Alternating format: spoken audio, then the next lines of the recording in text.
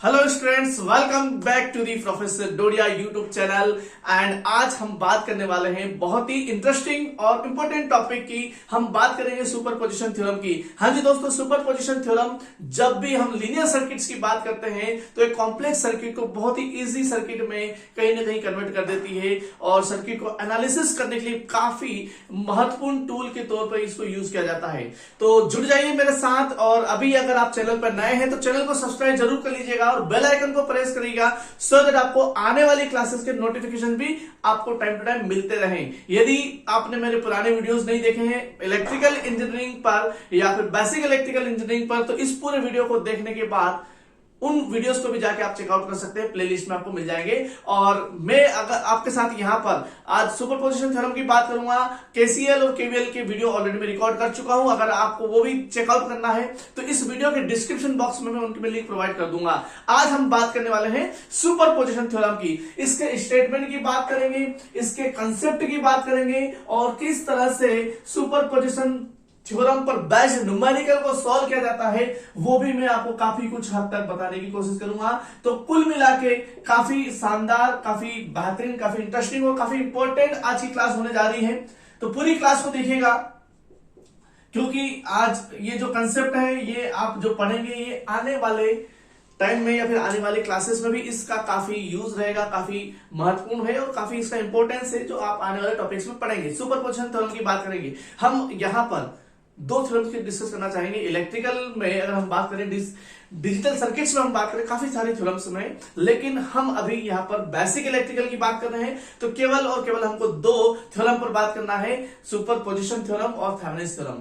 आज की क्लास में हम सुपरपोजिशन थ्योरम की बात करेंगे और आने वाली क्लासेस में हम थेवेनिन्स थ्योरम पर भी चर्चा करने जा रहे हैं। क्या होता है सुपरपोजिशन थ्योरम का स्टेटमेंट, ये बताने से पहले मैं आपको बता दूं कि इसका यूज क्या होता है, इसको किस तरह से यूज किया जाता है। देखिए, हम यहां पर अलग अलग टूल्स की बात कर रहे हैं। मैं शुरुआत से आपको बताते आया हूं, केसीएल की हमने बात करी, किरचॉफ्स लॉ की बात करी, जिसमें हमने किरचॉफ्स करंट लॉ की बात करी, किरचॉफ्स वोल्टेज लॉ की बात करी, करंट डिवीजन, वोल्टेज डिवीजन हमने देखा, सीरीज पैरेलल कॉम्बिनेशन किस तरह से सॉल्व करते हैं ये भी हमने देखा, स्टार डेल्टा ट्रांसफॉर्मेशन भी हमने देखा। और कुल मिला के सारी चीजें जो है ये सारे टूल हैं किसी भी इलेक्ट्रिकल सर्किट को, किसी भी डीसी सर्किट्स को सॉल्व करने के लिए। अगर आपके पास कोई कॉम्प्लेक्स सर्किट आता है, आपको रिस्पांस कैलकुलेट करना है, आपको करंट कैलकुलेट करना है, आपको वोल्टेज कैलकुलेट करना है या फिर आपको पावर कैलकुलेट करना है, तो ये अलग अलग टूल का आप इस्तेमाल कर सकते हैं।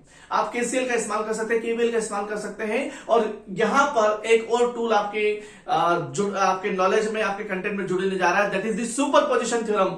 आने वाले टाइम में जब आपको कोई सर्किट मिलेगा, कोई प्रॉब्लम मिलेगी, कोई न्यूमेरिकल आता है, तो आप उसको KCL, KVL, current division, voltage division, series parallel combination के अलावा आप सुपरपोजिशन थ्योरम के थ्रू भी उसको सॉल्व कर सकते हो।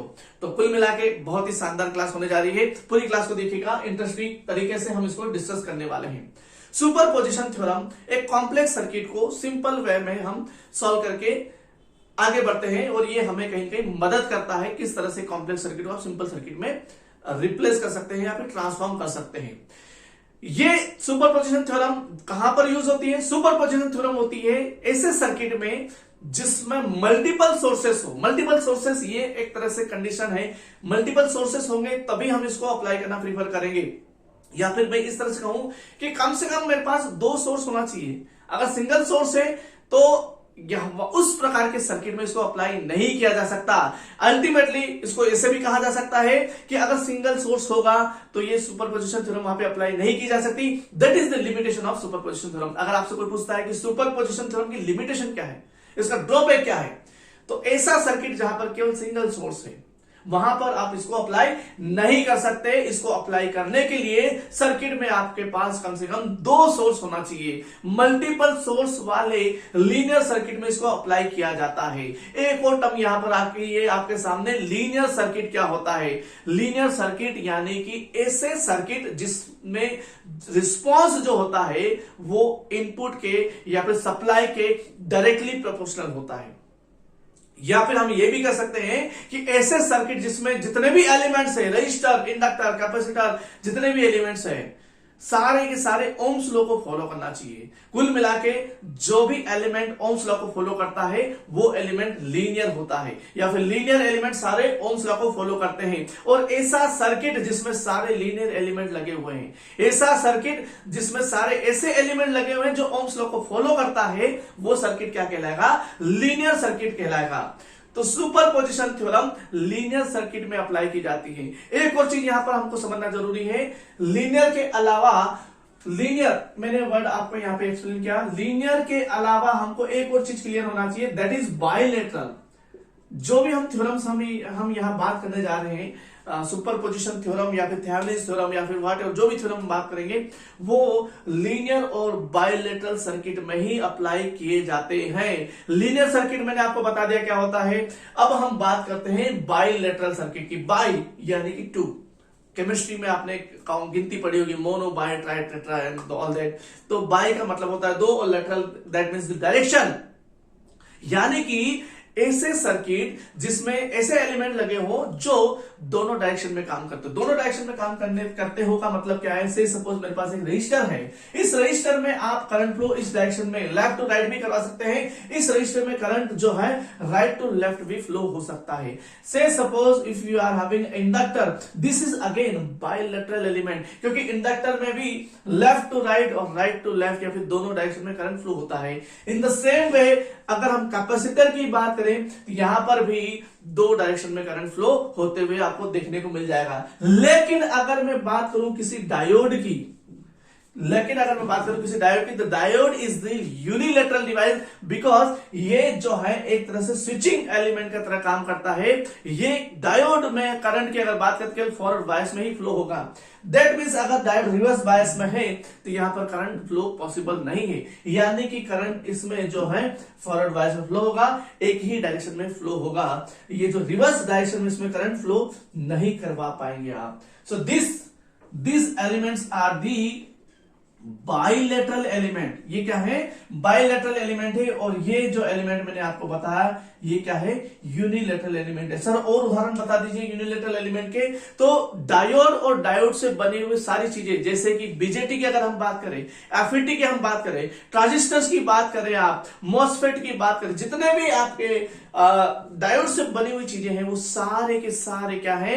यूनिलेटरल एलिमेंट्स है। और वो अगर किसी सर्किट में प्रेजेंट है दैट मीन्स वो सर्किट भी क्या हो जाएगा? यूनिलेटरल एलिमेंट हो जाएगा। कुल मिला के बात ये है कि जब हम सुपरपोजिशन थ्योरम की बात करते हैं तो सुपरपोजिशन थ्योरम में ये जो है आपके रजिस्टर, इंडक्टर और कैपेसिटर ही होना चाहिए। कोई भी किसी भी प्रकार का डायोड या फिर डायोड से बना हुआ एलिमेंट उस सर्किट में नहीं होना चाहिए, क्योंकि अगर वो एलिमेंट उस सर्किट में प्रेजेंस है दैट मीन्स वो सर्किट नॉन लीनियर है, दैट मीन्स वो सर्किट यूनिलेटरल है। तो दूसरी कंडीशन क्या होगी सुपरपोजिशन थ्योरम के लिए? सुपरपोजिशन थ्योरम के लिए circuit is to be linear, circuit is to be bilateral, and there is to be multiple sources present in this circuit. Okay, तो कुल मिला के तीन चीजों पे हमें यहां पर ध्यान देना है कि सुपरपोजिशन थ्योरम लीनियर सर्किट में अप्लाई किया जा सकता है, सुपरपोजिशन थ्योरम बायलेटरल सर्किट में या फिर बायलेटरल एलिमेंट्स वाले सर्किट में अप्लाई किया जा सकता है, सुपरपोजिशन थ्योरम मल्टीपल सोर्सेस वाले सर्किट में अप्लाई किया जा सकता है। And what is the statement? अब हम बात करते हैं, हम अब इस वीडियो के दूसरे पड़ाव पे आ जाते हैं कि क्या स्टेटमेंट है, what is the statement of superposition theorem. तो सुपरपोजिशन थ्योरम का स्टेटमेंट ये कहता है कि किसी भी इलेक्ट्रिकल सर्किट में जहां पर मल्टीपल सोर्सेस हो, उसमें कहीं पर भी किसी भी पार्ट पर कहीं पर भी अगर हम किसी भी टर्मिनल पर रिस्पॉन्स की अगर बात करें तो रिस्पॉन्स का एल्जेब्रिक सम, ओवरऑल रिस्पॉन्स का एल्जेब्रिक सम इंडिविजुअल रिस्पॉन्सेस के एल्जेब्रिक सम के बराबर होता है। मैं थोड़ा सा इसको गलत तरीके में कह गया, मैं इसको सुधार के कहता हूं कि किसी भी इलेक्ट्रिकल सर्किट में जो ओवरऑल रिस्पांस होता है वो इंडिविजुअल रिस्पॉन्सेस के एल्जेब्रिक सम के बराबर होता है। सही तरीका ये रहेगा, आप इस तरीके से स्टेटमेंट को कह सकते हैं। In any linear and bilateral electrical circuit having multiple sources, the overall response is always equal to the algebraic sum of all individual responses. This is the statement of superposition theorem, and the individual responses can be calculated by considering one by one sources. While considering one sources, another sources are to be replaced with their internal resistances. ये हमको बिल्कुल ध्यान रखना है कि superposition theorem में जब हम कैलकुलेट करेंगे, सुपरपोजिशन थ्योरम का स्टेटमेंट हमने देखा कि किसी भी टर्मिनल पर जो ओवरऑल रिस्पॉन्स होता है वो 1 by 1 सोर्स जो होता है, इंडिविजुअल सोर्स को कंसिडर करने में जो रिस्पॉन्स होता है उसके एल्जेब्रिक सम के बराबर होता है। जब हम इंडिविजुअल सोर्स के रिस्पांस को कैलकुलेट करेंगे, जब हम इंडिविजुअल सोर्स को कंसीडर करेंगे, तो बाकी जो बचे हुए सोर्स है उनको उनके इंटरनल रेजिस्टेंस के थ्रू रिप्लेस किया जाएगा। और जब हम रिप्लेस करने की बात करते हैं, रिप्लेस करने की बात करते हैं यानी कि हम इंटरनल रेजिस्टेंस के थ्रू रिप्लेस कर रहे हैं, यानी कि जब आपके पास वोल्टेज सोर्स होगा उसको शॉर्ट सर्किट करेंगे और करंट सोर्स होगा तो उसको ओपन सर्किट करेंगे। बहुत सारी बातें हो गई। अब यहां पर थोड़ा सा हम बोर्ड पे आते हैं और चीजों का एक्सप्लेन करते हैं, क्योंकि इस तरह से हो सकता है कुछ चीजें आपको याद रहे ना रहे, जब तक आपको चीजें सामने दिखेगी नहीं, चीजें और अच्छे से समझ में आएगी नहीं। चलिए बहुत शानदार तरीके से और बेहतरीन तरीके से चीज को समझते हैं कि क्या है सुपरपोजिशन थ्योरम। मैं एक एग्जांपल ही ले लेता हूं ताकि चीजें क्लियर हो जाए। सपोज मेरे पास एक सर्किट है जिसमें मैंने करंट सोर्स यूज किया हुआ है। इसको मैं प्रॉपर बना लेता हूं, मैं थोड़ा सा टेढ़ा बन रहा है। Okay, so suppose this is the current source in a circuit and this is the resistance, this is one more resistance and there is the voltage source। मैं ज्यादा कॉम्प्लेक्स सर्किट नहीं लूंगा समझने के लिए, तो मैं छोटे से छोटा सर्किट करने की कोशिश करूंगा और हमारी जो मिनिमम रिक्वायरमेंट है वही उसी को लेकर हम चलेंगे, तो हमारे लिए थोड़ा सा इजी गोइंग हो जाएगा। ठीक है, जो कि हम अभी समझ रहे हैं तो हमें बहुत ज्यादा कॉम्प्लेक्स सर्किट पर नहीं जाना है। मैंने यहाँ पर दो सोर्स लिए। हमारे सुपरपोजिशन थ्योरम की मिनिमम रिक्वायरमेंट क्या है? मिनिमम 2 सोर्सेस, तो 2 सोर्सेस मैंने ले लिए हैं। से सपोज ये आपका 10 एम्पियर का करंट सोर्स है and this is the 20 volt voltage source. There is the resistance of 5 ohm and 25 ohm and 50 ohm. Okay, this is terminal A, this is terminal B, terminal C, terminal D, terminal E and F. Okay, so this is the electrical circuit। और हमारा objective क्या है? मान लो कि इस question में हमारा objective है कि find the response at terminal, find the response at terminal CD terminal पे हमको रिस्पॉन्स पता करना है। नंबर 1 चीज, रिस्पॉन्स क्या होता है? Response can be current, response can be voltage and response can be power. Response जो है सर्किट का तीनों चीजों को ही, करंट को, वोल्टेज को, पावर को, तीनों चीजों को ही हम रिस्पॉन्स कहते हैं। और आप देखिएगा इसमें इंटरेस्टिंग चीज ये है कि आपको कुछ भी कैलकुलेट करना हो, अगर आपको वोल्टेज कैलकुलेट करना हो, वोल्टेज का फॉर्मूला क्या होता है? ठीक है, मैं रिस्पॉन्स इधर लिख देता हूं। So this are the response, हो सकता है आपको दिखे ना, तो this are the responses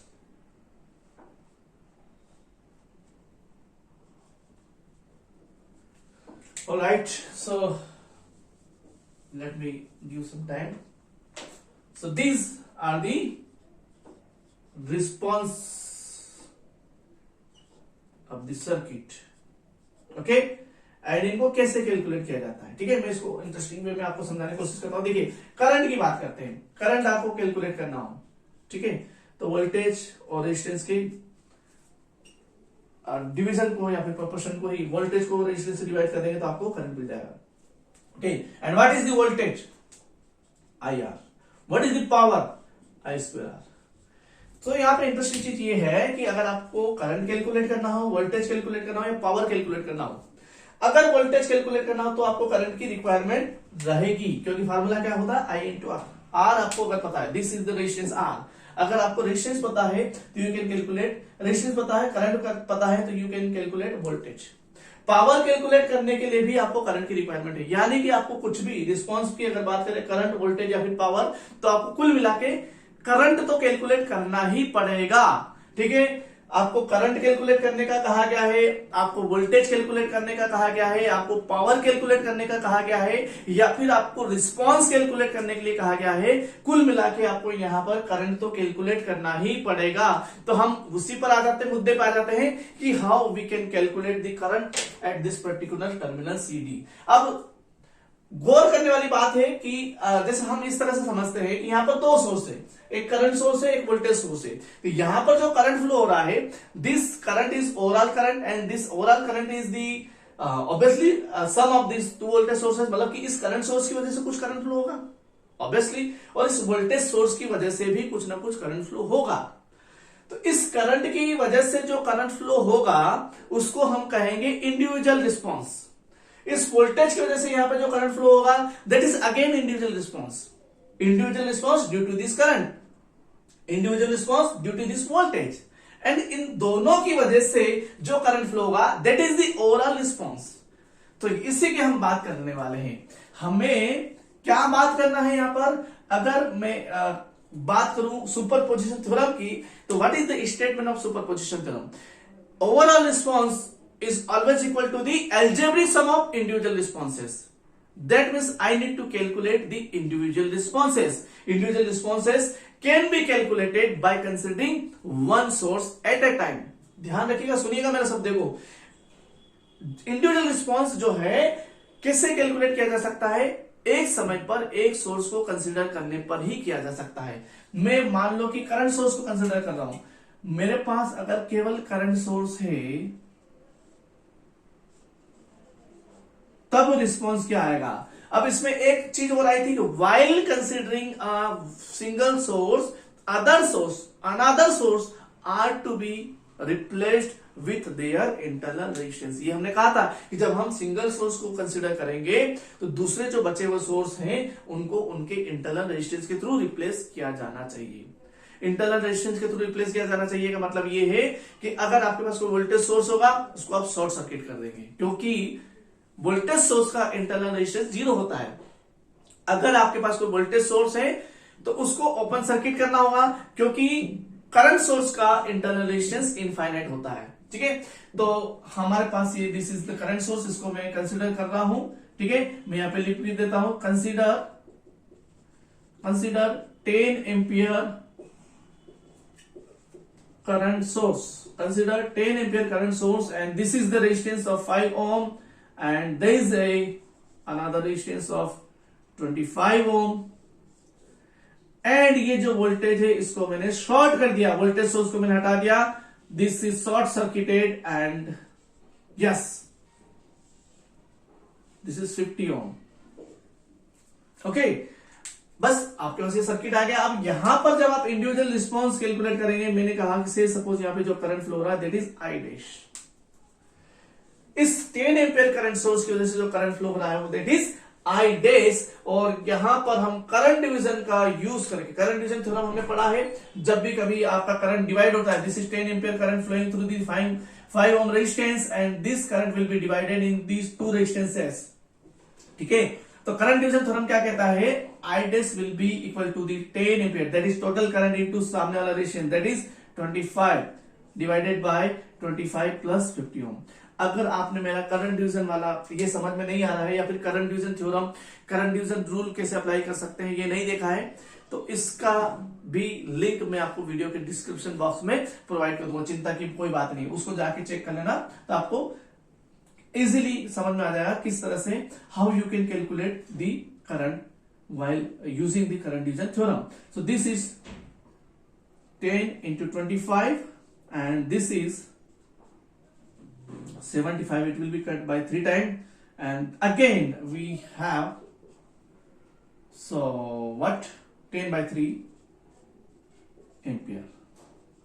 So basically now we are having the one individual response I dash, which is equal to the 10 by 3, and this is the due to this 10 ampere current source। Now let us calculate the another individual response which is due to the 20 voltage source। So you have to consider this battery, now we have to consider this 12 volt, consider this is second step। Okay, this was the step 1, and this is the step 2। हम step by step चीजों को discuss कर रहे हैं। So consider 12 volt battery. Okay, 12 volt battery को consider करेंगे तो क्या होगा। अब हम जब 12 वोल्ट का बैटरी को कंसीडर करेंगे तो यहां पर जो करंट सोर्स था वो उसके इंटरनल रेजिस्टेंस के थ्रू रिप्लेस किया जाएगा। That means this current source to be open circuited. This current source to be open circuited, and we need to consider only this 20 volt battery, and we need to figure out the individual response due to this battery and in 50 ohm resistance. Okay, आप इसमें देखिएगा बहुत interesting point पर हम आ चुके हैं कि जब ये ओपन सर्किट कर दिया। देखो हम क्या कर रहे हैं, स्टेप 2 में हमने केवल ये बैटरी कंसीडर करी है, और जब ये बैटरी कंसीडर करी है तो इस करंट सोर्स को हमने हटा दिया। इस करंट सोर्स को हमने इसके इंटरनल रेजिस्टेंस के थ्रू रिप्लेस कर दिया। इस करंट सोर्स को हमने ओपन सर्किट कर दिया, और जब ये ओपन सर्किट हो गया तो इस 5 ओम रेजिस्टेंस का कोई सिग्निफिकेंस नहीं है। क्यों नहीं है? क्योंकि यहां पर करंट कोई फ्लो हो ही नहीं रहा है। जब करंट फ्लो नहीं हो रहा है तो कोई वोल्टेज भी नहीं होगा। जब करंट फ्लो नहीं हो रहा है तो कोई पावर भी नहीं होगा।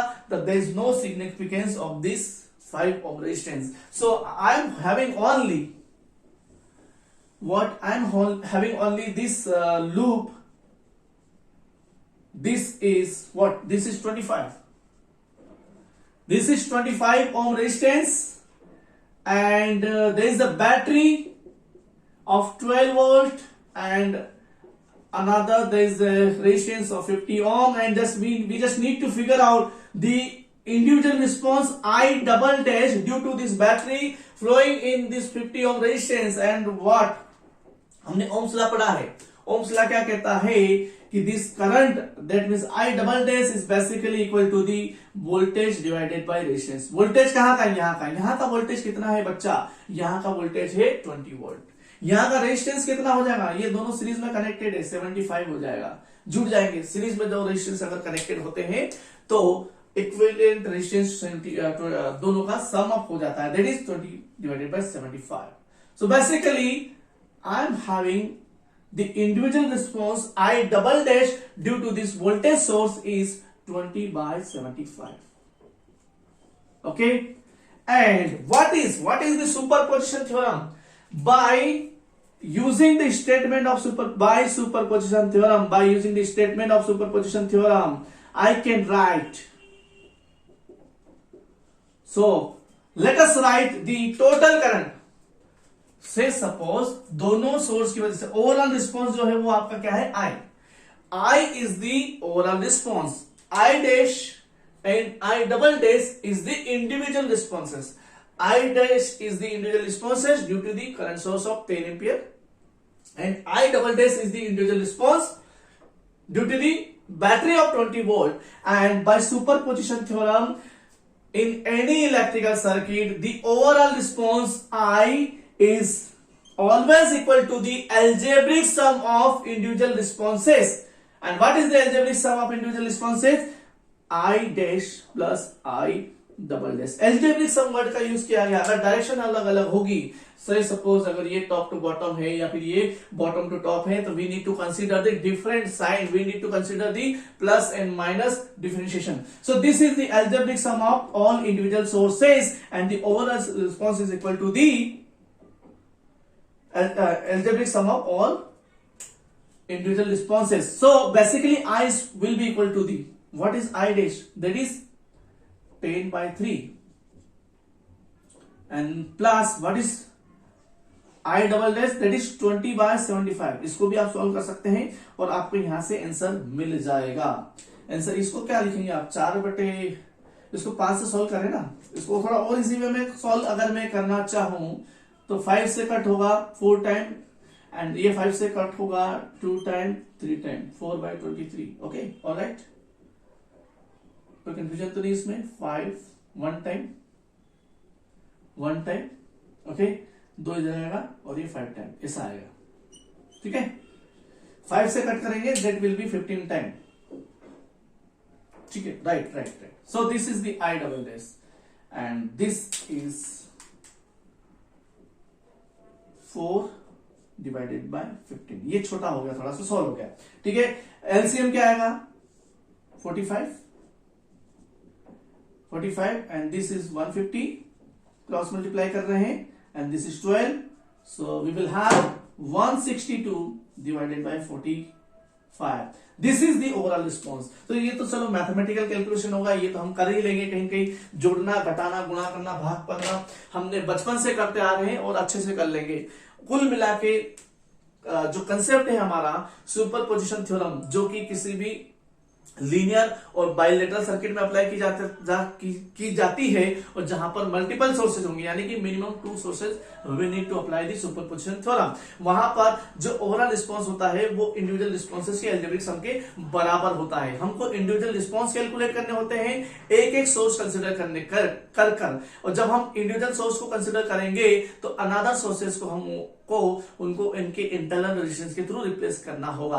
इंटरनल रेजिस्टेंस के थ्रू रिप्लेस करना होगा, इसका मतलब ये है कि जो सोर्सेस है, सपोज मेरे पास कोई वोल्टेज सोर्स है तो उसको शॉर्ट सर्किट करना होगा, या अगर कोई करंट सोर्स है तो उसको ओपन सर्किट करना होगा। उम्मीद करता हूं पूरा कंसेप्ट मैंने आपको थोड़ा स्टेप बाय स्टेप समझाने का भी प्रयास किया है। तो आई होप कि ये आपको कंसेप्ट क्लियर हो गया होगा, आई होप कि आपको स्टेटमेंट क्लियर हो गया होगा सुपरपोजिशन थ्योरम का, आई होप कि आपको पूरी क्लास आज की समझ में आई होगी। इसी तरह के इंटरेस्टिंग और इंपोर्टेंट क्लासेस के लिए मेरे साथ जुड़े रहिएगा। अगर चैनल को अभी तक आपने सब्सक्राइब नहीं किया है तो जरूर सब्सक्राइब कर ले और बेल आइकन को प्रेस कर दे, सो दैट आपको आने वाली क्लासेस के नोटिफिकेशन भी मिल जाएंगे। कमेंट बॉक्स में मुझे रिवर्ट करके जरूर बताना कि आपको क्लास कैसी लगी और कौन से टॉपिक्स पे आपको और वीडियो चाहिए। मैं अगली क्लास में आपके लिए थेवेनिन थ्योरम लेके आऊंगा और इन पर बेस्ड काफी सारे हम न्यूमेरिकल्स को भी सॉल्व करने वाले हैं। और यदि आपने अभी तक करंट डिवीजन थ्योरम का या फिर वोल्टेज डिवीजन थ्योरम का वीडियो नहीं देखा है तो आप यहां क्लिक करके आप उनको चेकआउट कर सकते हैं। मिलते हैं अगली क्लास में, तब तक के लिए धन्यवाद। जय हिंद, नमस्कार।